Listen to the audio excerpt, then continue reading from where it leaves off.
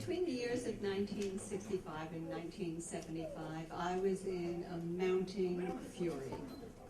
And the reason was because this great nation in which I live and work and pay taxes was pounding the shit out of a small agrarian country half a world away for no good reason that I could see, and I don't actually ever see any good reason for war, but this was really unconscionable. And I wanted to do something about it. But I had a small child, and I didn't feel like I could go running all over the place and leave her alone. So I took her with me. And she attended every rally and demonstration and planning retreat that I ever went to. And luckily there were enough irresponsible parents like me who brought their children along. So she thought this was kind of a normal way to grow up. And one day, Spiro Agnew was coming to Boston, and he was so frightened of us, I'm proud to say, that he was helicoptered in from the airport to the Boston Armory for a fundraiser, so he wouldn't even have to be in street.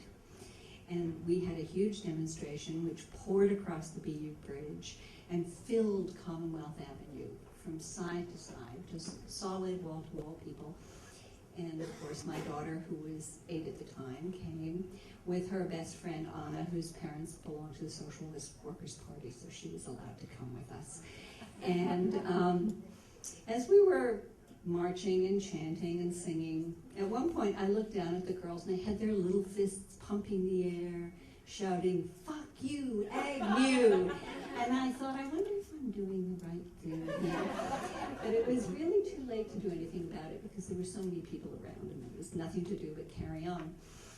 However, as we were leaving, when the demonstration was breaking up and Agnew was duly terrified, we saw somebody carrying a big sign that had a cartoon of Nixon on it in ermine and with a crown kind of sliding off his head, and it said, "If he's sick, help him, but first get him off the throne."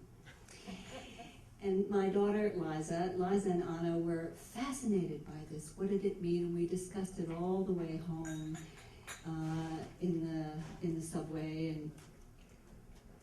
and then I didn't think about it anymore. A few months later, Liza and I were working in a friend's organic vegetable garden, pulling out weeds.